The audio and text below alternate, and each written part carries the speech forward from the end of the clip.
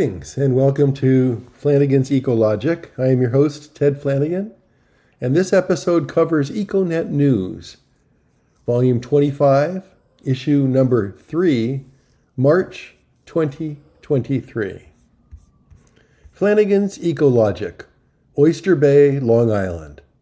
The small waterfront village of Oyster Bay, where I grew up and where my mother lives, is known for at least three things. First, the oysters. Oyster Bay has a history of providing about 90% of New York State's oyster harvest. Second, Oyster Bay was the summer White House for, and is the final resting place of, U.S. President Theodore Roosevelt. Third, Billy Joel.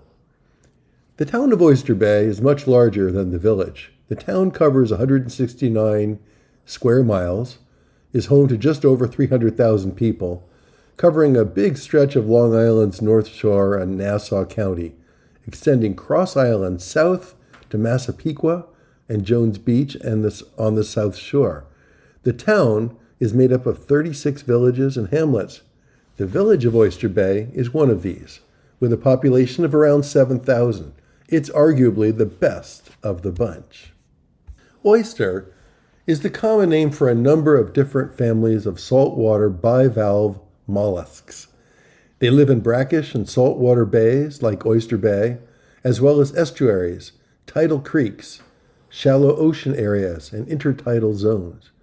Most oysters, but not all, are in the family Ostreoidea. There are different oyster species: Atlantic, European, flat oysters, Pacific oysters, including blue point, shigoku, and kumai oysters. You know, people seem to love them or hate them, or are too nervous to try them. Yes, oysters certainly create an unusual sensation going down the hatch. Just the other night, my EcoMotion colleague Mark Hopkinson and I each had a dozen local oysters, artfully dabbing them with horseradish and cocktail sauce and some form of vinegar. Mom had the clams.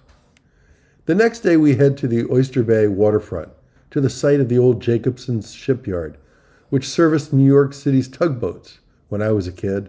The big M on their side is etched in my memory and refers to Moran Marine Transportation and Harbor Services. We are at the waterfront center to check out the restoration of the 50-foot oyster boat, the Ida May. It's a community project led by our friend George Lindsay and the Christine Oyster Sloop Preservation Corporation. Its mission is to preserve Oyster Bay's marine heritage by involving the community in traditional boat building. The Ida May is an historic oyster boat that plied the harbor here for 75 years, until 2003. It was one of the first oyster dredges to be powered by an engine. Prior to that, oystermen used sailing sloops to harvest oysters. Turns out the original Ida May was too far gone for repair. Since the original Ida May, built in 1925, was too rotten to recondition, this group of community leaders have raised nearly $1 million, including a Billy Joel donation, and are spearheading the construction of an exact replica of the Ida May, its second oyster boat project. 6 professional shipwrights work every day on the Ida May, guiding teams of volunteers. When launched this spring, the Ida May will be a floating classroom, a Coast Guard certified vessel able to take out 49 students at a time to dredge and harvest and to raise awareness about the role of oysters in the local marine ecology and Oyster Bay's maritime history. The Ida May is planned to launch on May 3rd. It's a good walk from our property to the cove, a small beach access where I launched my laser for summer day sailing. This past month, the cold temperatures of February, accentuated with snow flurries, had me walking briskly indeed, tracking my steps on my Oura ring. I am drawn to water and trek to the cove each day. Cold water, cold birds, boats out. Theodore and Edith Roosevelt's grave is just across from the cove, up on a hill overlooking his beloved Oyster Bay. I walked up to his gravesite, to this day managed by my classmate Phil Roosevelt. I am once again struck by its simplicity. I am alone. There's a fresh blanket of wet snow. The grave is humbly fenced and marked. I think of the man I've read so much about. I marvel at the serenity of these hallowed woods, a wonderful resting place. One day I walked the extra miles to Sagamore Hill, Theodore Roosevelt's home. I trek along the winter water's edge, past the indoor tennis courts. Sagamore Hill sits proudly on a hill, a spectacular promontory with barns and wind-powered water pumper. It's a gray, overcast New York day. Today, the home and acreage is a National Historic Site managed by the National Park Service. I chat with a friendly ranger and use a posted QWERTY code to get the details. The house was originally called Leholm, named after TR's first wife, and then later named Sagamore Hill. Sagamore is the Algonquin word for chieftain, the head of the tribe. The house was built in 1884 and then expanded in 1905. The addition includes the famous North Room, full of hunting trophies and gifts from foreign dignitaries. The 26th president lived at Sagamore Hill for 30 years until his death in 1919. After his two-term presidency and before embarking on his trip down the River of Doubt, Sagamore Hill is where TR went to lick his wounds after his humiliating presidential defeat to William Howard Taft in 1909. At Sagamore Hill, TR had his game room, wonderful forests and great views of the harbor, a path down to the beach. Billy Joel is proud of his Oyster Bay roots, from a town known as Wheeling, West Virginia, for a town known as Oyster Bay, Long Island, and the town is proud to have him live here. He now calls Oyster Bay home. And why not? He's got his roots there, and he can always fly a helicopter from his home on Center Island in Oyster Bay to the roof of Madison Square Garden in New York City. That's a venue he has sold out more than 70 times. He calls the garden his office. Sound checks are done earlier by his longtime piano roadie. Billy Joel flies in, calmly walks on stage, performs to wildly enthusiastic fans and great applause, and then helicopters home. Billy Joel was born in the Bronx. He then moved out on Long Island and went to Hicksville High School. At his mother's insistence, he was forced to take piano lessons. I think his teacher also taught ballet, and Joel would be ridiculed going to his lessons. Later, he became a boxer to defend himself. In fact, he was a Golden Gloves amateur who won 22 bouts. Apparently, he abandoned that after a broken nose in bout 24. Billy Joel dropped out of high school and then made clear his direction to pursue music. To hell with it. If I'm not going to Columbia University, I'm going to Columbia Records, and you don't need a high school diploma over there. He went on to become one of the best-selling music artists of all time. He is the 7th best-selling recording artist and 4th best-selling solo artist in the United States, with over 160 million records sold worldwide. And yes, he did get his high school diploma 25 years later. He had huge hits in the 1970s and the 1980s. Piano Man became his signature song. He went from being a solo artist to working with full rock bands. In 1987, he was one of the first artists to perform a concert tour of the Soviet Union, following the country's alleviation of the ban on rock music. He self-penned 33 top 40 hits in the United States, won 6 Grammys, and was inducted into the Rock and Roll Hall of Fame. Quote of the month. The IPCC's 6th assessment makes for grim reading. Across nearly 8,000 pages, the AR6 details the devastating consequences of rising greenhouse gas emissions and the irreversible risks should we fail to change course. But the IPCC also offers hope, highlighting pathways to avoid these intensifying risks. It identifies readily available and in some cases highly cost-effective actions.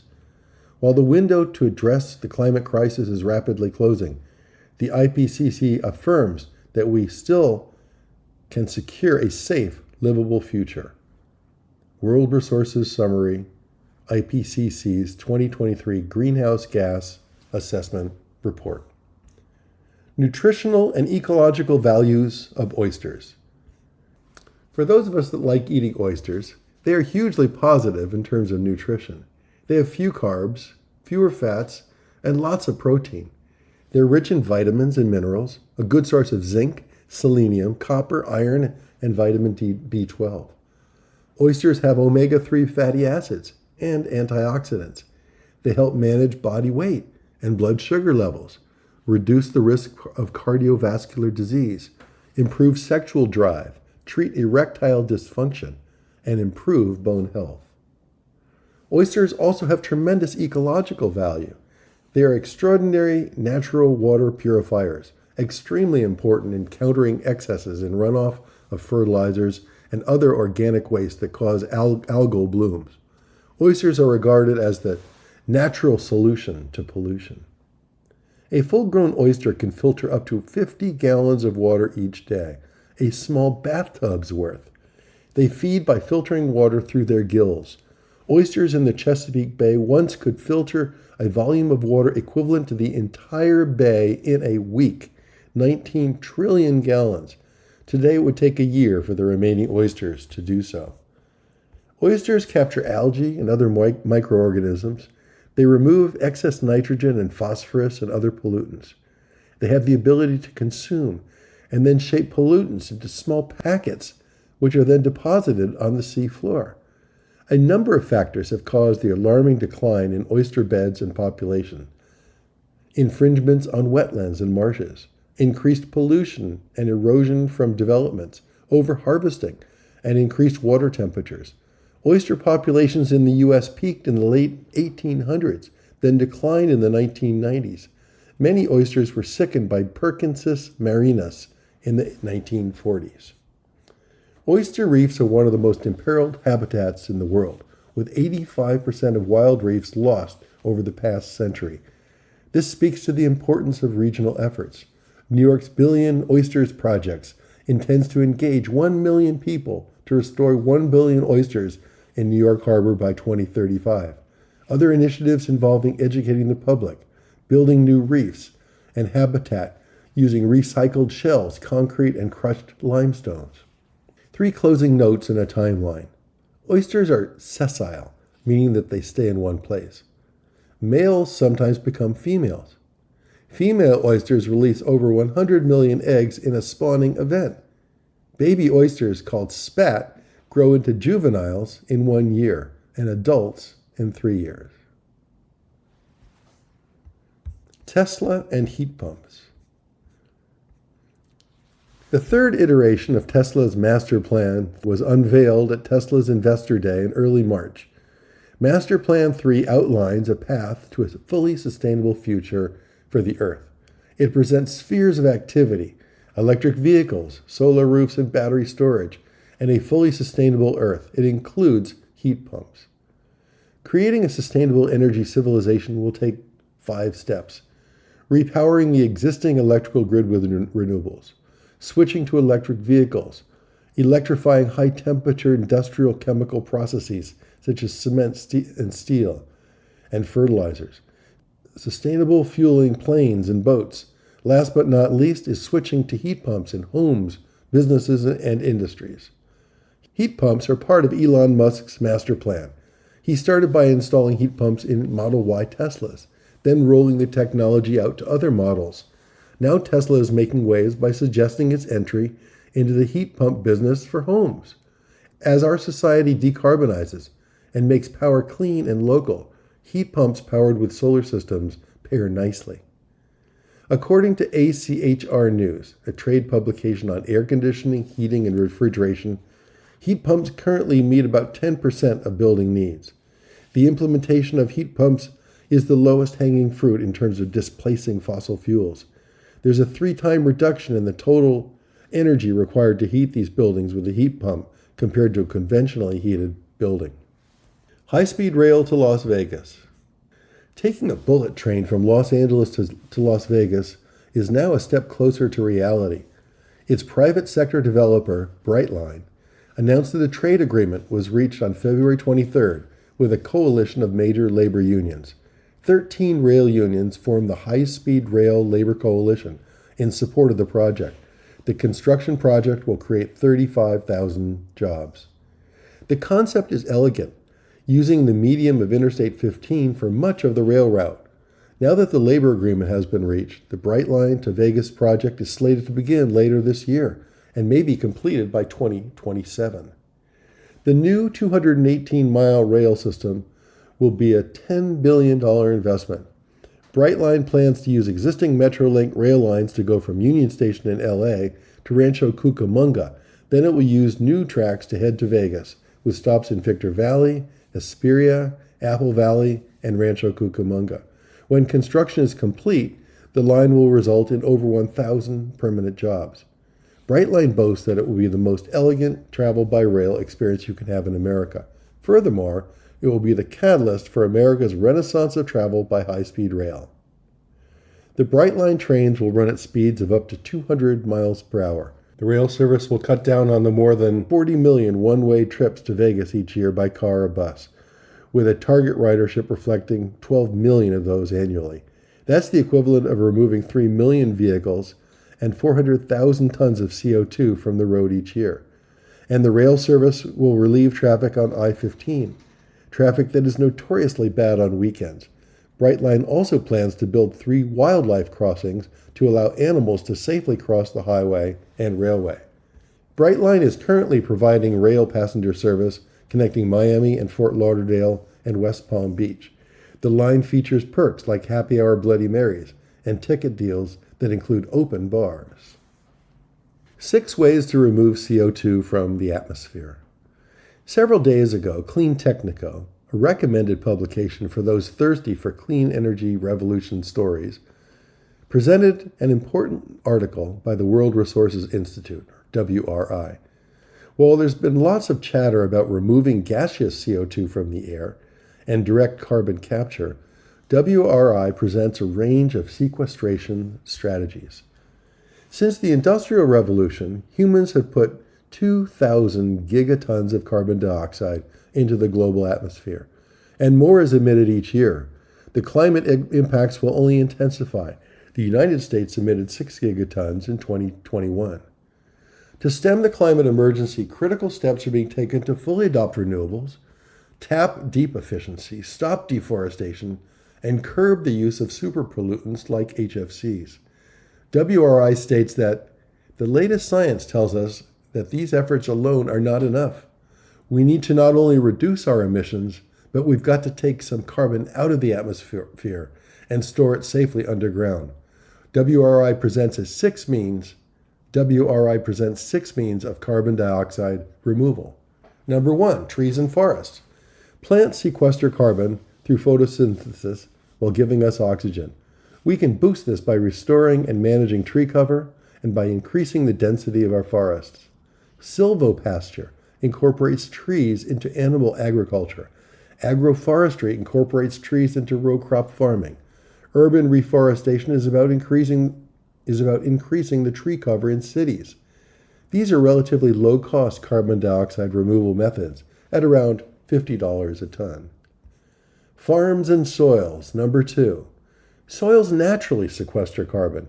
Since agricultural land covers 40% of America, small increases in sequestration rates can yield big results. Practices like frequent plowing and overgrazing causes soil erosion and can be stopped. Planting cover crops sequesters carbon. Using compost helps plants develop deeper roots. Number 3, biomass carbon removal and storage. Biomass carbon removal involves a range of processes to remove CO2 from the air and then store it for long periods of time, well past the timeline of forestry practices. One example of this is the creation of biochar, a material made by heating biomass in low oxygen environments.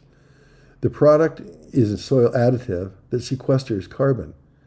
Other strategies are to bury carbon-rich biomass in vaults and converting biomass to hydrogen to capture and sequester carbon in the process. Number 4, direct air capture. Direct air capture, DAC, involves chemically scrubbing CO2 from the atmosphere, then sequestering the carbon underground or in long-lived products like concrete. Unlike capturing CO2 from power plants, direct air capture is not captured at the source. Thus, it is an energy-intensive and expensive solution, in the range of $100 to $600 per ton. Number 5, carbon mineralization. Some minerals naturally react with carbon, turning CO2 gas into a solid. The process is known as carbon mineralization, or enhanced weathering. It happened naturally, very slowly over hundreds and thousands of years. Can it be sped up? Could certain mine tailings be used to do so? Researchers are looking into crushing tailings and developing enzymes that chew up mineral deposits, both to increase their surface area and thus their ability to sequester carbon. Number 6, ocean-based approaches. The sixth means for CO2 capture is to leverage the ocean's capacity to do so. This work is in its early stages of development, looking at ways to accelerate photosynthesis in coastal plants, seaweed, and phytoplankton. Researchers are analyzing adding minerals to seawater to react with dissolved CO2 and to lock it away, and how to promote coastal blue carbon that is stored in mangroves, seagrasses, and salt marshes. That's it. Thanks for listening to Flanigan's Ecologic. We'll see you next time.